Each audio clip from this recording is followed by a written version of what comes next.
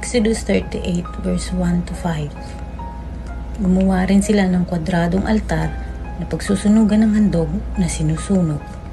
7 kalahating talampakan ang haba nito, 7 kalahating talampakan din ang lapad, at ang kalahating talampakan ang taas.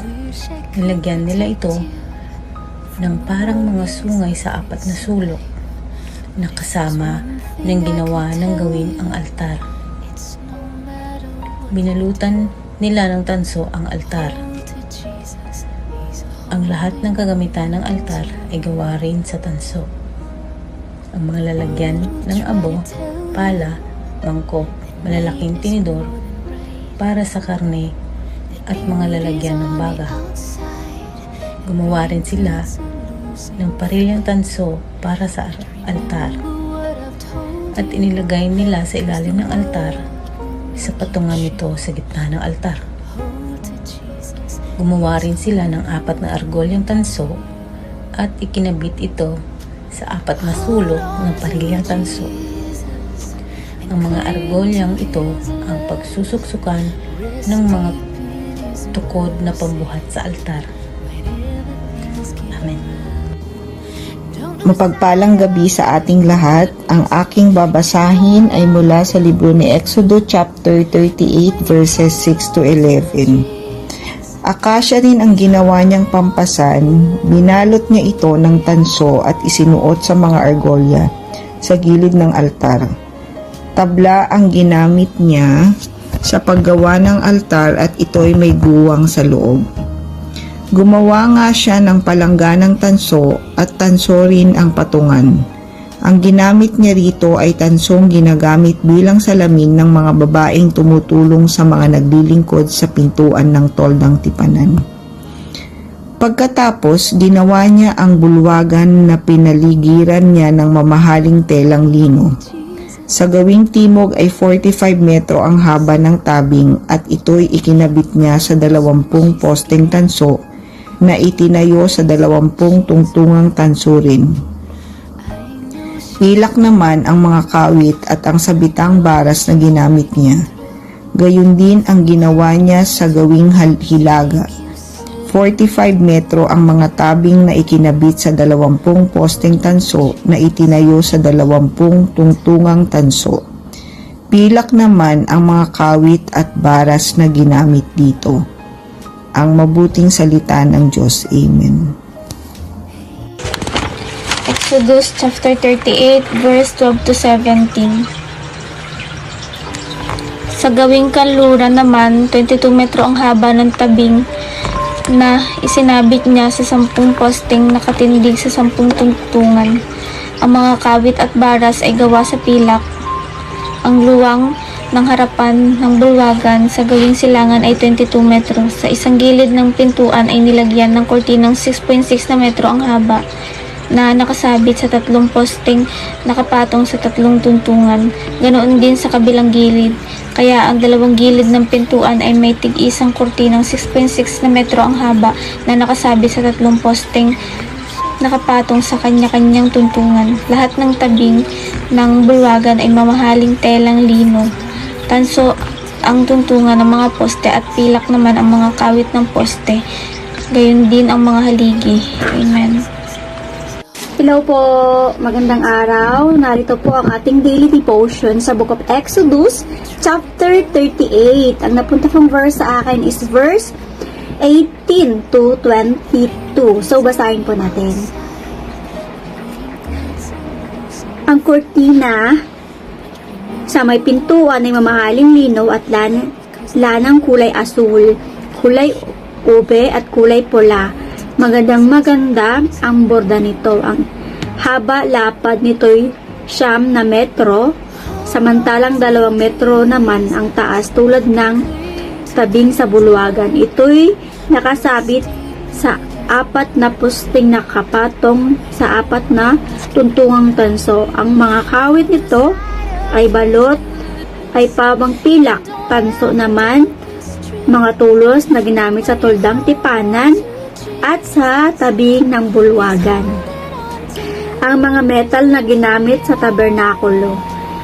Ito ang listahan ng mga metal na ginamit sa tabernakulo na pinaglagyan sa kaba ng tipan. Ang listahang ito ay pinagawa ni Moises sa mga Levita sa pangunguna ni Itamar na anak ni Aaron. Lahat ng inuutos ni Yahweh kay Moises ay ginawa ni Bezalel na anak ni Uri at apo ni Hor, buhat sa lipi ni Judah. Amen po. No, parang na-imagine ko yung mga ginagawa nila sa kanilang bahay pa ng bahay, no? Napaka makulay, no? Gusto ng Panginoon is colorful, like our lives is colorful. So, yun lang po. Amen. Good morning. Tayo po muli magbahagi ng ating devotion. Ito po yung slot ni Bro Ian. For the meantime, ako po muna sa Exodus chapter 38 verses 23 to 26. Sabi dito, ang pangunahin niyang katulong na si Aholiab ay anak ni Ahisamak at buhat naman sa lipi ni Dan.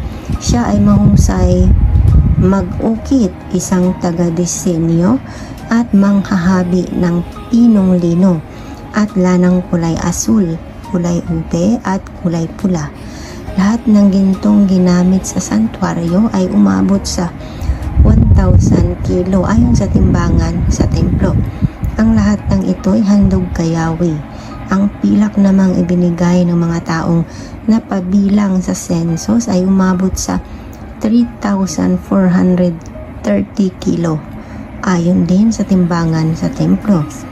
Ang mga ito ay kabuuan ng lahat ng inihandog ng mga napabilang sa census na umabot naman sa 603,550 katao mula sa 20 taon pataas. Bawat isa ay nagbigay ng kaukulang halaga ayon sa timbangan sa santuaryo. Purihin ng Diyos sa pagkakabasa ng kanyang mga salita. Grabe, no? So makikita natin libo-libo yung kilo ng mga mahalagang kagamitan or kahit yung mga ginto, pilak, gano'n, no? Yung mga ihandog nila. Makikita natin na ganun kadami yung nakuha nila sa Ehipto. Na alala natin nung sila yung umalis, nung nag-exit sila sa Ehipto, sabi ni Lord na hingin or humingi sila sa mga taga-Egyptian at niloob ng Diyos na sa kahit anong sabihin nila ibibigay iyon. So parang makikita natin yung 13 month na tinatawag, yung Tejicom dito sa Korea, na pag umalis mayroon kang makuha ganun kadami. Pero yun mo, ang tagal nilang nanirahan doon in 400 years. Talagang hirap na hirap silang buhatin nun, sigurado, no? Pero grabe yung pagpapala, kaya ganun din ka abundant, yung ganun din ka bukas palad silang magbigay para sa Panginoon, kasi ganun silang pinagpala. Yun lamang po. Magandang araw. Yan mga kapatid, tayo po muli magbabasa sa ating Bible reading devotion dito sa ating Book of Exodus chapter 38 verse 27 to 31. Sabi na ito, ang pilak na nagamit sa mga tuntungan ng santuaryo at tabing ng bulwagan ay 3,400 kilo. 100 tuntungan na tig 34 na kilo. Ang